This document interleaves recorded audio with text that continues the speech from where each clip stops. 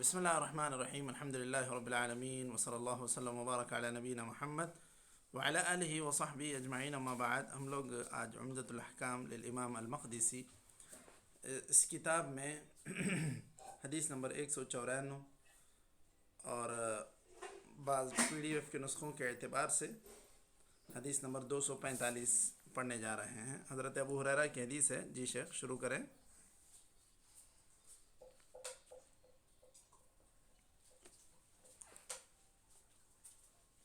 نحمد ونصلي على رسوله الكريم أما بعد.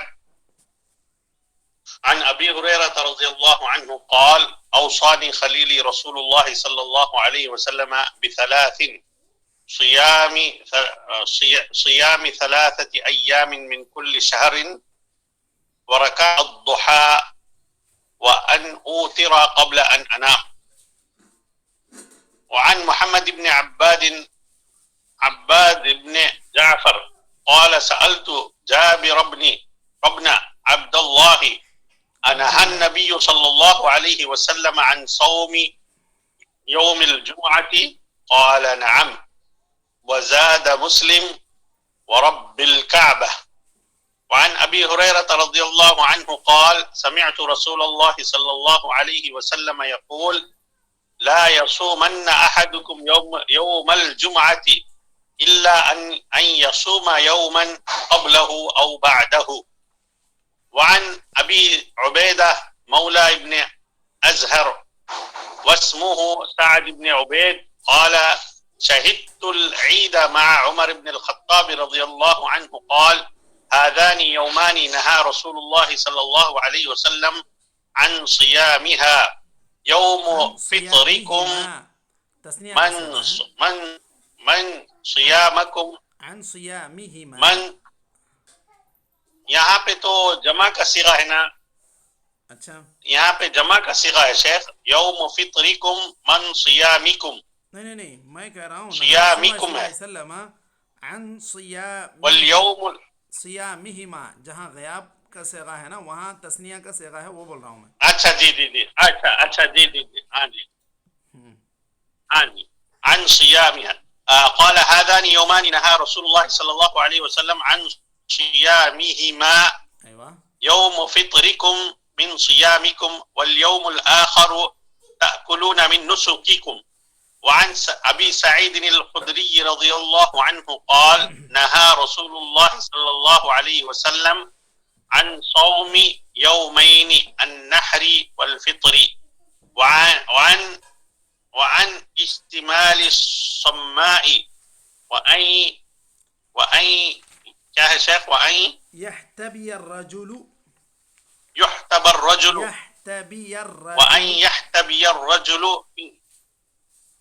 وأن يحتبي الرجل في ثوب واحد. وعن الصلاة بعد الصبح والعصر. أخرجه مسلم بتمام وأخرجه البخاري الصوم فقط. وعن أبي رضي الله عنه قال قال رسول الله صلى الله عليه وسلم من صام يوما في سبيل الله بعد الله وجهه عن النار 70 خريفا. اس میں کیا بھی روایت کس کی ذکر نہیں ہے نا شیخ؟ نہ مسلم نہ بخاری نہ کسی اور کی. اچھا عموماً انہوں نے جو تخریج کی ہے انہوں نے جن احادیث کو ذکر کیا ہے صحیحین کی ہی حدیثیں ہیں. وہ کہیں الفاظ کا اختلاف ہوتا ہے تو پھر وہ ذکر کرتے ہیں. جی اکثر ذکر کر دیتے ہیں، کہیں کبھی کبھار ذکر نہیں ہوتا ہے. جی چلے، ورنہ تو یہ جتنے احادیث عمدۃ الاحکام میں ہیں وہ سارے کے سارے صحیحین کی ہی حدیثیں ہیں. ٹھیک ہے جی چلے. بسم اللہ الرحمن الرحیم الحمدللہ رب العالمین وصلی اللہ وسلم وبارک علی نبینا محمد وعلی آلہ وصحبہ اجمعین اما بعد. ہم لوگ عمدۃ الاحکام للامام المقدسی اس کتاب کو پڑھ رہے ہیں. اس میں کتاب الصیام میں ہم لوگ آخر کے کچھ احادیث پڑھنے جا رہے ہیں. یہاں حدیث نمبر میرے پاس 194 ہے، بعض PDF کے نسخوں میں 245 حدیث ہے. حضرت ابو ہریرہ رضی اللہ عنہ کی آپ صلی اللہ علیہ وسلم کو وہ اپنے بالکل قریبی دوست، جگری دوست بتلاتے ہیں. اوصانی خلیلی صلی اللہ علیہ وسلم، میرے جگری دوست نبی کریم صلی اللہ علیہ وسلم نے مجھے 3 باتوں کی نصیحت کی. بثلاث، پھر وہ الگ جملہ ہے، صیام 3 ایام من کل شہر. اس کو کوئی بثلاث صیام ایسے نہ پڑھے، صیام 3 ایام من کل شہر، یہ پہلی چیز. ورکعتی الضحی، دوسری چیز. وان اوتر قبل ان انام، وان اوتر قبل ان انام، سونے سے پہلے وتر پڑھنے کے لیے کہا. تو یہ حدیث حضرت ابو ہریرہ رضی اللہ عنہ سے مروی ہے. آپ صلی اللہ علیہ وسلم نے انہیں 3 باتوں کی نصیحت کی تھی. 3 دن کے روزے رکھیں مہینے میں، اور افضل یہ ہے کہ یہ 13، 14، 15 چاند کی 13، 14، 15 تاریخوں کو یہ روزے رکھے جائیں. یہ زیادہ افضل ہے مہینے میں 3 روزے سے، جو آپ صلی اللہ علیہ وسلم نے اشارہ کیا ہے، یہ زیادہ افضل ہے. اور اس حدیث کے اندر دوسری بات یہ بتلائی گئی ہے، ان یصلی الضحی واقلها رکعتان، 2 چاشت کے نماز کی 2 رکعتیں میں پڑھوں. لا سیما فی حق من لا یصلی من اللیل. یہاں پر یہ بات کہی گئی ہے، شارحین نے یہ بات کہی ہے کہ حضرت ابو ہریرہ رضی اللہ عنہ کا معمول یہ تھا کہ وہ رات کو علم کے لیے اپنے آپ کو مصروف رکھتے تھے. آپ صلی اللہ علیہ وسلم سے دن بھر حدیثیں سنتے تھے، رات کو انہی کا مراجعہ کرتے تھے، انہی کو یاد کرتے تھے. تو اس طرح آپ صلی اللہ علیہ وسلم کی سنی ہوئی احادیث کو پڑھنا، یاد کرنا، مراجعہ کرنا، یہ رات کا ان کا مشغلہ تھا. تو شارحین نے لکھا ہے کہ عموماً رات کو وہ اٹھ کر نماز پڑھنے کے لیے وہ زیادہ وقت نہ نکالتے، بلکہ ان کا معمول تھا کہ وہ علم کے لیے اپنا اکثر وقت مصروف رکھتے رات میں. تو آپ صلی اللہ علیہ وسلم نے انہیں نصیحت کی کہ بھائی آپ 3 مہینے میں 3 دن کے روزے رکھیں، ساتھ ہی ساتھ چاشت کی 2 رکعت نمازیں پڑھ لیں. کیوں؟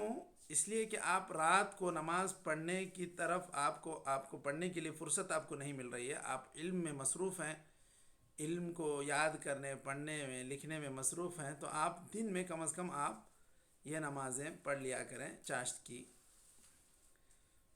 اسی طرح تیسری چیز جو بات اس میں کہی گئی، وَأَنْ أُوتِرَ قَبْلَ أَنْ أَنَامَ، کہ آپ صلی اللہ علیہ وسلم نے ہر جگہ یہی بات کہی کہ آپ اپنی آخری نماز وتر کو بناؤ. اجعلوا آخر صلاتکم باللیل وترا، اجعلوا آخر صلاتکم باللیل وترا، مطلب یعنی اپنے رات کی آخری نماز وتر کو بناؤ، یعنی آخری رات میں آپ وتر کی نماز پڑھا کرو، یہ بات کہی گئی. اب یہاں جو آپ صلی اللہ علیہ وسلم نے نصیحت کی، وَأَنْ أُوتِرَ قَبْلَ أَنْ أَنَامَ، سونے سے پہلے میں وتر پڑھ لیا کروں، اس کا کیا مطلب ہے؟ جی مشائخ، دونوں میں کہیں مفہوم میں کچھ تعارض تو نہیں نظر آ رہا ہے؟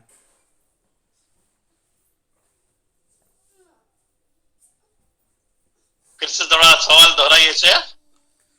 آپ صلی اللہ علیہ وسلم نے کہا اجعلوا آخر صلاتکم باللیل وترا، کہ آپ اپنی آخری نماز وتر کو بناؤ، یا آخری رات میں وتر پڑھنے کو مستحب بتلایا گیا.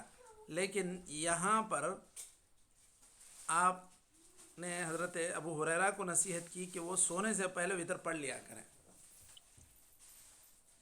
تو کیا اس میں بات سمجھ میں آ رہی ہے؟ جی. اب سوال واضح ہوا؟ اگر صبح اٹھنے کا ڈر ہے، صبح نہیں اٹھنے کا ڈر ہے، تو سونے سے پہلے پڑھ لینا چاہیے. جی جی. اگر وہ صبح اٹھنے کا ان کو پورا یقین ہے تو پھر آخری میں وتر کو پڑھنا چاہیے. جی جی صح. تو ایسی صورت میں اگر آپ نے جو کہا بالکل کہ اگر انسان کو اس بات کا پوری طرح یقین ہو کہ وہ اڑ جائے گا تو اس کو چاہیے کہ وہ آخری رات ہی میں پڑھے. لیکن اگر کسی کو اس بات کا امکان نہیں ہے، کسی کے لیے عموماً یہ چیز میسر نہیں آتی ہے یا وہ سو جاتا ہے، ایسی غفلت ہونے کا امکان ہے، تو اسے چاہیے کہ وہ سونے سے پہلے پڑھ کر سوئے. اور کوئی جواب ہے؟ جی شیخ، ہمارے شیخ علیم صاحب.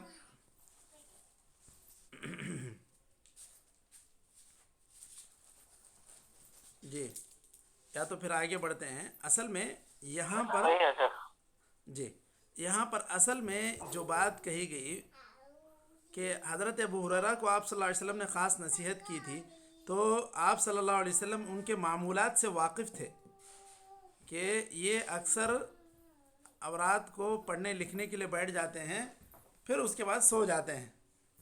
تو پھر ایسے آدمی کو کیا وہ نصیحت کریں گے؟ پڑھنا لکھنا آپ کا ایک مشغلہ بن جاتا ہے، رات میں آپ اس میں مصروف ہو جاتے ہیں. اس لیے وطر کہیں چھوٹنے نہ پائے آپ سے، آپ پہلے وطر پڑھ لیا کرو سونے سے پہلے. یہ بات آپ صلی اللہ علیہ وسلم نے ان سے کہی تھی، کیونکہ ان کے معمول کے مطابق ان کا اکثر وقت رات میں علم کے لیے مصروف ہوا کرتا تھا. ٹھیک ہے مشائخ، واضح ہوئی بات؟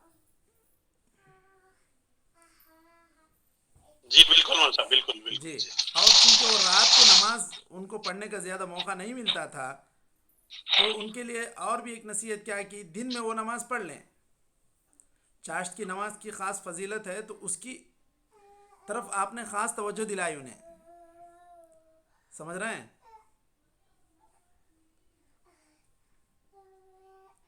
جی بالکل مول صاحب، بالکل جی. انشاءاللہ. چلیے، تو اس کے بعد ہم لوگ آگے بڑھتے ہیں. ویسے یہ وصیتیں جو تھیں خاص ان کے لیے نہیں، یہ ساری امت کے لیے ہیں. لیکن آپ صلی اللہ علیہ وسلم نے کسی کو خاص تاکید کے ساتھ کہا تو وہ صحابی اس پر ہمیشہ کاربند رہتے ہیں. انہی میں سے ایک صحابی حضرت ابو ہریرہ بھی ہیں کہ آپ صلی اللہ علیہ وسلم نے ان کو جن باتوں کی تاکید کی خاص، آپ نے اس کا خاص اہتمام کیا. حضرت علی رضی اللہ عنہ کے تعلق سے بھی اذکار سے متعلق یہ باتیں منقول ہیں کہ انہوں نے بہت سختی سے پابندی کی. یہ جو تسبیح فاطمی وغیرہ آپ صلی اللہ علیہ وسلم نے انہیں پڑھنے کے لیے کہا تھا سونے سے پہلے، تو برابر اس کا اہتمام کیا کرتے تھے. کسی نے ان سے پوچھ لیا کہ جب جنگ جمل اور جنگ صفین یہ سب واقعات ہوئے تو ایسے لڑائیوں کے موقع پر بھی آپ نے کیا اس کو پابندی سے پڑھا تھا؟ تو انہوں نے کہا بالکل، میں نے اس کو پڑھ کر ہی سویا اس دن بھی. تو اس درجے تک پابندی ہوا کرتی تھی صحابہ کرام کی. تو یہ جو باتیں ذکر کی گئیں صحابہ سے، گرچہ کہ ایک صحابی کو خطاب کر کے آپ نے کہا تھا، لیکن اس کا خطاب یا اس کو اس پر عمل کرنے کی تلقین ساری امت کے لیے. ٹھیک ہے مشاہد؟ جی. اس کے بعد جی دیکھیے جی جی مول حدیث نمبر صاحب. 195. یہ کافی تھوڑا سا وقت طلب موضوع ہے، پھر بھی اس کی ایک حدیث یا دو حدیث ہم لوگ پڑھ لیتے ہیں. شاید اگر اچانک 1-2 منٹ میں میٹنگ ختم ہو جائے تو مسئلہ بنے گا. پھر بھی ہم لوگ کوشش کرتے ہیں کہ اس میں جلد از جلد کچھ نہ کچھ پڑھ لیتے ہیں. حدیث نمبر 195 میں سألت حضرت محمد ابن عباد ابن جعفر سے ہے یہ روایت کہ انہوں نے کہا میں نے جابر ابن عبداللہ رضی اللہ عنہ سے پوچھا کہ نبی کریم صلی اللہ علیہ وسلم نے جمعہ کے دن روزہ رکھنے سے منع کیا ہے؟ آپ نے جواب میں کہا کہ ہاں منع کیا ہے. بلکہ بعض مسلم کی روایتوں میں یہ ہے کہ قسم کھا کر انہوں نے کہا کہ آپ صلی اللہ علیہ وسلم نے منع کیا. اور اس کے بعد بھی اسی روزے سے متعلق جمعہ کے روزے سے متعلق لا يصومن احدكم يوم الجمعة الا ان يصوم يوما قبله او يوما بعده. کہ حضرت ابو ہریرہ کی روایت ہے کہ آپ اگر روزہ رکھ رہے ہیں تو جمعہ کے دن ایک صرف جمعہ کے دن کا آپ روزہ نہ رکھیں، آپ جمعہ کے دن سے ایک دن پہلے مطلب جمعرات کو یا جمعہ کے دن کے بعد یعنی سنیچر کو آپ روزہ رکھ لیں. یہ بات آپ صلی اللہ علیہ وسلم نے کہی ہے. کسی کا مائک آن ہے شاید، تو اس کو تھوڑا سا آف کر لیں، وہ آواز کا خاص طور پہ یہاں پر ٹکراؤ ہو رہا ہے. جی شیخ. تو حضرت ابو ہریرہ رضی اللہ عنہ کی جو حدیث دوسری حدیث ہے، اس کے اندر یہ بات بتلائی گئی کہ جمعہ کے دن صرف جمعہ کے دن روزہ رکھنے سے بات منع کیا گیا ہے. لیکن اگر جمعہ کے دن سے پہلے یعنی جمعرات کو رکھتے ہیں یا سنیچر کو رکھتے ہیں تو پھر روزہ رکھنے کی اجازت ہے. یہ خاص طور پر نفل روزے کے تعلق سے ہے.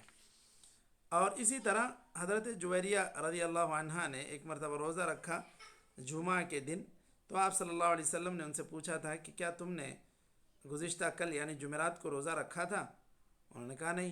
کہا کہ کل پھر سنیچر کو آپ روزہ رکھیں گے؟ انہوں نے کہا کہ نہیں. تو آپ صلی اللہ علیہ وسلم نے کہا فافطری.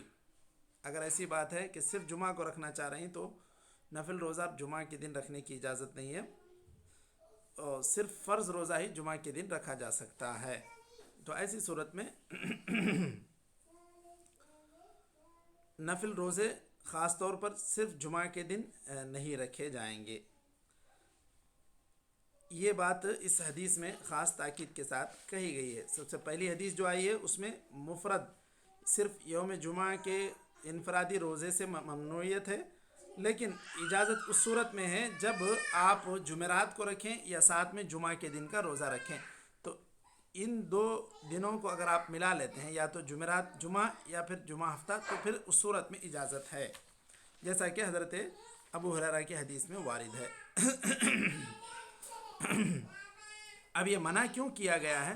اس لیے کہ جمعہ کے دن کا روزہ یہ مسلمانوں کے لیے گویا کہ ایک طرح کی خوشی کا موقع ہے. تو ایسی صورت میں انسان صرف اس دن کے روزے کو خاص نہ کر لے. اس دن کے روزے کو پابندی کے ساتھ رکھنا یا اس دن روزہ رہ جانا یہ بہتر نہیں ہے. اگر صرف جمعہ رکھنا چاہ رہا ہے تو منع ہے. جمعہ اور ہفتہ رکھ سکتا ہے یا پھر جمعرات اور جمعہ رکھ سکتا ہے. اس حدیث سے جو مسائل مستنبط ہو رہے ہیں ان میں سب سے پہلے یہ کہ جمعہ کے دن کے روزے کی ممنوعیت ہے. دوسری بات یہ کہ اگر اس سے پہلے یا اس کے بعد ایک دن اگر ایک دن روزہ رکھ لیتے ہیں تو پھر اس کا جواز ہے. یا پھر ایسا ہو رہا ہے کہ کوئی آدمی جو ہے 13, 14, 15 چاند کی تاریخوں کے روزے رکھتا ہے. ایسی صورت میں اگر جمعرات جمعہ ہفتہ یا صرف اس کو جو ہے جمعہ کے دن کا روزہ رکھنے کی نوبت آ جاتی ہے تو ایسی صورت میں نفل روزے میں وہ روزہ رکھ سکتا ہے. ویسے اگر 13, 14 کی بات آئے گی تو کم سے کم یا تو آپ جمعرات جمعہ میں مل جائیں گے یا جمعہ ہفتے میں مل جائیں گے. ٹھیک ہے مشائخ؟ کیونکہ 3 روزہ رکھنے کی جب بات ہے تو یا تو جمعرات جمعہ مل جائے گا یا جمعہ ہفتہ ملے گا کیونکہ ایام 20 کے روزے تو 3 روزے رکھے جاتے ہیں.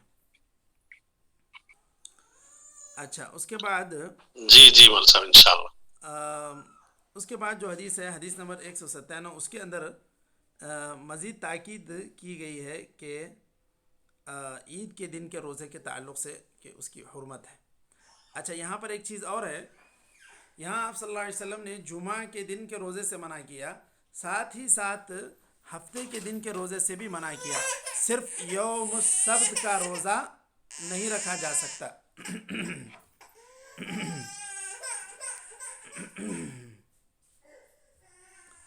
صرف ہفتے کے دن کا روزہ بھی نہیں رکھا جا سکتا، کیونکہ آپ صلی اللہ علیہ وسلم نے ایک حدیث میں کہا کہ اگر کوئی آدمی ہفتے کے دن کھانے کے لیے کچھ نہ پائے سوائے انگور کے چھلکے کے تو وہ اس کو چبا لے تاکہ ہفتے کے دن اسے روزہ رکھنے کی نوبت نہ آئے.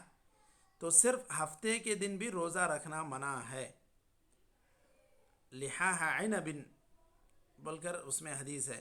اگر اس کو چابنے کی ضرورت پڑے انگور کا چھٹا تو وہ کم از کم وہ چاب لے اس کو، اور صرف ہفتے کے دن روزہ نہ رکھے۔ تو اس طرح صرف ہفتے کے دن یا صرف جمعہ کے دن رکھنا بھی منع ہے۔ جمعہ ہفتہ جب رکھ لیتے ہیں تو ٹھیک ہے، کوئی مسئلہ نہیں۔ آپ صلی اللہ علیہ وسلم نے یہ خاص اس لیے کہا کہ سبت کو یہود اس دن کی تعظیم کیا کرتے تھے، اس دن روزہ رکھتے تھے، تو ہم یہودیوں کی مشابہت نہ اختیار کریں، اس لیے آپ صلی اللہ علیہ وسلم نے خاص طور پر وہ صرف ہفتے کے دن کے روزے سے بھی آپ صلی اللہ علیہ وسلم نے منع کیا۔ اب یہاں پر جو دوسری حدیث حضرت ابو عبید مولا ابن ازہر حضرت عمر رضی اللہ عنہ کے ساتھ وہ نماز عید پڑھتے ہیں، تو آپ نے خطبہ دیا اور اس میں کہا کہ یہ 2 دن ایسے ہیں کہ جس کے اندر اللہ تعالیٰ نے روزہ منع کیا ہے۔ نہا رسول اللہ صلی اللہ علیہ وسلم عن صیامہما، آپ صلی اللہ علیہ وسلم کی طرف نسبت کر کے انہوں نے کہا کہ یہ 2 دنوں کے روزے منع ہیں۔ اور دوسرا دن، پہلا دن تو عید الفطر، دوسرا دن عید الاضحیٰ ہے، کیونکہ یہ بھی مسلمانوں کی خوشی کے دن ہے، ایسے وقت میں انسان روزہ نہ رہے، شرعی اعتبار سے منع ہے۔ تو ان دونوں روزوں کی، ان دونوں دنوں کے روزے کی حرمت ہے، حرام ہے۔ ان 2 دنوں میں روزہ رکھنا صرف مکروہ نہیں بلکہ حرام ہے۔ اسی طرح دوسرا مسئلہ اس حدیث سے یہ بھی ثابت ہوتا ہے کہ اس میں روزہ اصل میں انسان کا صحیح ہوگا ہی نہیں، چاہے وہ قضا کا رکھنا چاہے، رمضان کی قضا کا بھی رکھنا چاہے تو بھی وہ نہیں رکھ سکتا ہے۔ کہ پھر یہاں ایک اس حدیث سے مستنبط ہونے والے مسائل میں ایک مسئلہ یہ بھی ہے کہ اس دن یا عید کے دن میں جو روزہ رکھنے سے منع کیا گیا ہے، اس سے اس بات کا بھی فرق ہو جاتا ہے کہ اللہ تعالیٰ نے 1 مہینے کے روزے فرض کیے تھے۔ اب یہاں انسان ایک مرتبہ جب افطار کر لے تو اس کے بعد پتہ چلے گا کہ ہاں ٹھیک ہے، یہاں سے 1 مہینہ مکمل ہو گیا، یہاں تک کہ روزے فرض تھے، اس کے بعد جو بھی ہوں گے وہ نفل ہوں گے۔ اور اسی کی تمیز کے لیے ہی رمضان سے 1 دن پہلے روزہ رکھنا یا 2 دن پہلے روزہ رکھنا، اس کی بھی ممنوعیت آئی ہے، تاکہ لوگوں کو اچھی طرح یہ بات ذہن نشین ہو جائے کہ یہ ایک پورا مہینہ ہے جس کی پابندی سے ہمیں پوری توجہ کے ساتھ اس مہینے میں روزے رکھنا ہے، اور وہ فرض روزے۔ اب اس کے ساتھ مزید اضافہ یا تو شروع میں یا آخر میں اس کی گنجائش نہیں ہے۔ چلیے یہاں تک شاید بات مکمل ہو گئی، حدیث نمبر 197 تک۔ اس کے بعد انشاءاللہ ہم لوگ حدیث نمبر 198 یعنی حضرت ابو سعید خدری رضی اللہ عنہ کی حدیث ہے، نہا رسول اللہ صلی اللہ علیہ وسلم عن صیام یومین، یہ انشاءاللہ ہم لوگ کل پڑھ لیتے ہیں کیونکہ اچانک اس میں میٹنگ کا وقت ختم ہونے کو ہے۔ ٹھیک ہے، نکتفی بہذا القدر وصلی اللہ وسلم وبارک علی نبینا محمد وعلی آلہ وصحبہ اجمعین۔ السلام علیکم۔